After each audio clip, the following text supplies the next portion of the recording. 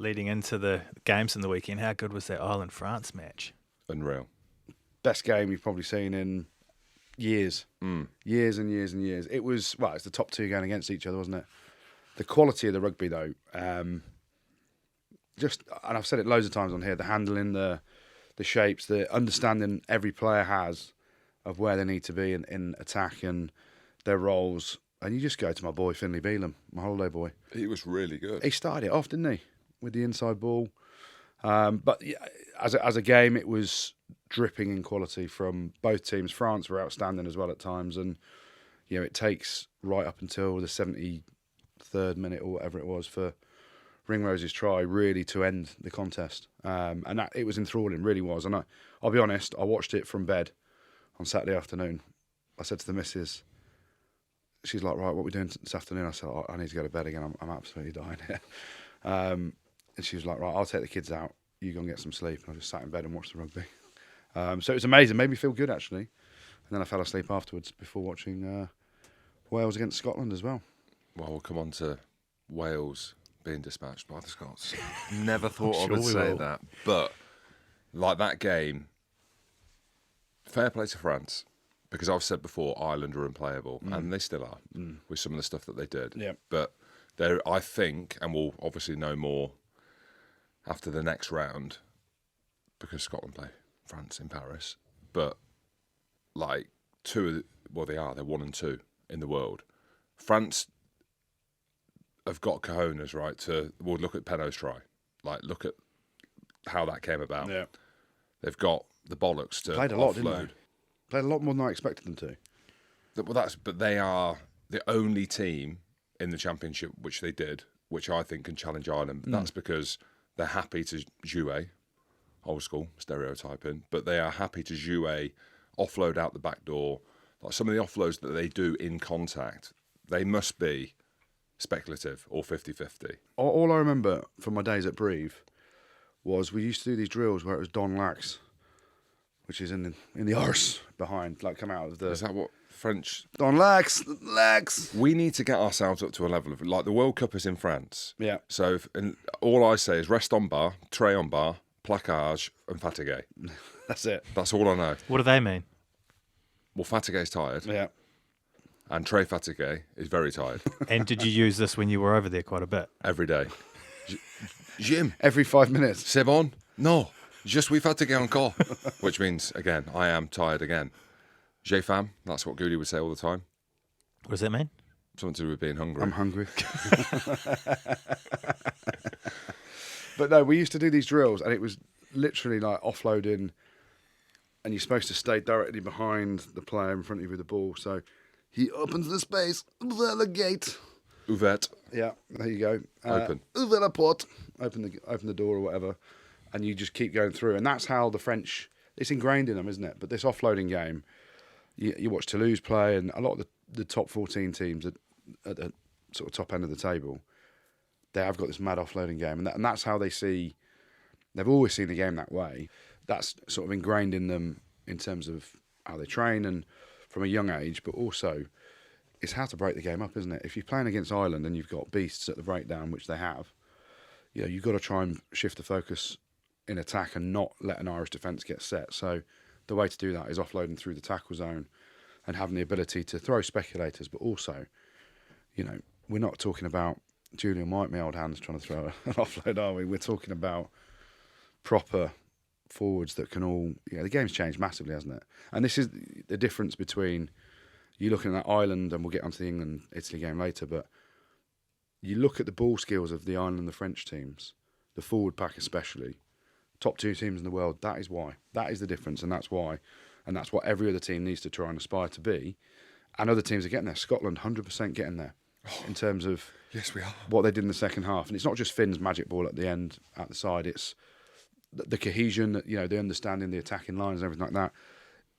Every team moves up that ladder in terms of their abilities by how good their forwards can handle the ball.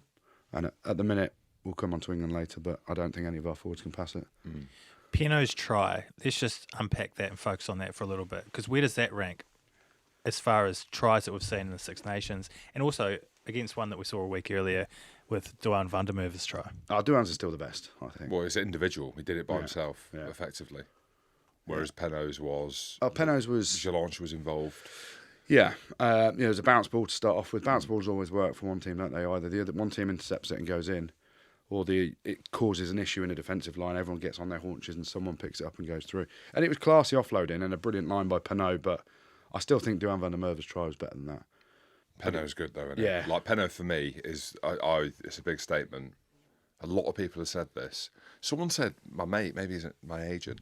Let's just say it was Ravo, we'll blame him. He's the money ball in terms of stats and value, and he'll be one of the highest paid players anyway, I imagine, but his output in terms of meters made, collisions, effects on games, I don't know whether he does this skill, let's just say that he does, but returns on kickoffs, in terms of like money ball, like value for money, he's there.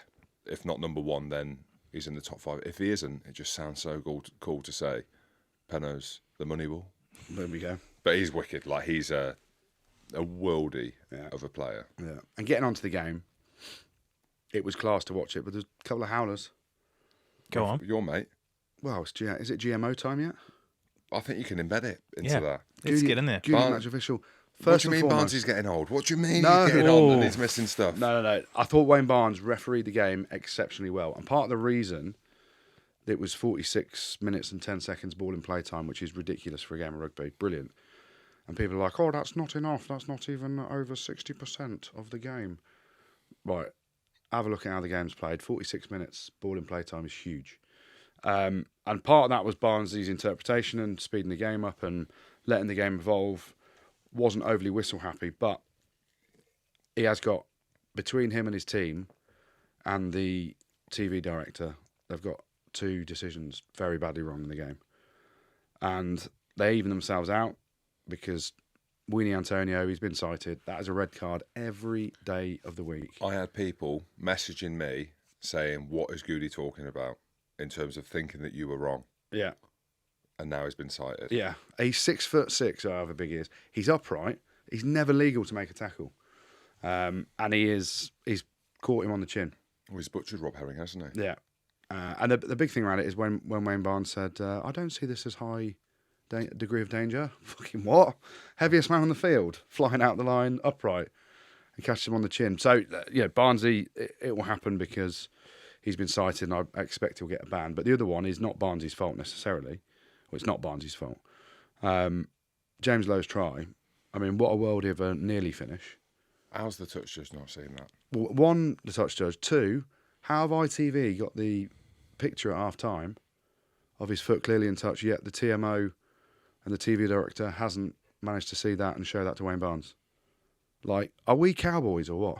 Well, we know we are in terms of rugby at the minute, but how is it not, in this day and age, with all the angles available there and then? And we berate French TV directors, don't we? Good luck, Scotland. What do you mean it was Laporte's brother?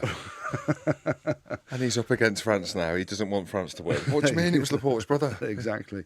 So, I mean, that just shows the issues that are in the game. And there needs to be a full investigation around how it can be handled better. And I see in Super Rugby they're trying to speed it up even more by giving the TMO even less ability to make decisions.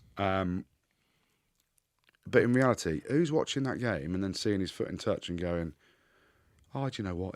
We just sped the game up. It was fine. No one's saying that, are they? Everyone's saying, how the hell did that become a try when it was so obvious? It was like, it brought me back a little bit. Not as badly. Wilkinson. Yeah. I knew you were going to say England, that. Scotland. Absolute robbery. Yeah, England, Scotland at Twickenham. What year would it have been? Oh, I was playing, so it was a while ago. I don't know when it was. But 11 maybe? Yeah, it was because he was just coming back. It's got to be an odd year. So. Yeah, I think it was 2011. It wasn't 9. Because he was just coming back for the World Cup. It's probably 11. Johnny Wilkinson is literally in the East Stand. He's got 3 feet in the East Stand because he's got 3 feet. I actually 2 laughed ends, on the pitch. And they've gone to the TMO and they've gone, yep, that's a fair try. I'm like, you fucking what? His feet so far were in out. the seats. Like Yeah. some poor lad in the front row had Johnny Lost his Wilkinson's teeth. foot in his mouth. Yeah, lost all of his teeth. It wasn't as bad as that, but it is. When you see the picture and the still of his foot on the floor, how, with the technology we've got now, how is that possible for Wayne Barnes or the TMO not to be able to see that? and give the tries beyond me. So it's evened itself out. James Lowe's try shouldn't have been a try, even though it was a worldy finish, but shouldn't have been. Even his face. Did you see his face when they gave the try? Well, he didn't look like he. Well, he knew he hadn't scored. Yeah. He could feel it. His toenail came off. He hit it that hard. And then obviously Winnie Antonio should have been red carded. What about Dupont's tackle? Yeah, it's on my mate Mac Hansen. He ain't Big Mac, is he? I think Mac thought the game had stopped. He wasn't even pumping his legs. He's like, "What's happening here?" It was Dupont, mate. It's like being tasered, I imagine. Yeah, he is short. He is hard. He is strong. Dupont. Yeah, he was pumping the legs, wasn't he? Yeah, he's a absolute phenomenon. That lad. I know. You see when he doing gets the his. round. You see when he gets his handoff out as well. Yeah, that's how strong he is. Isn't it? Yeah, it's doing the rounds about Dupont and stuff like that. But he's a different level. So I just hope that he's got in Big Mac Hansen's head, because we've got that tattoo bet, which Beck was asking, "What's this about?"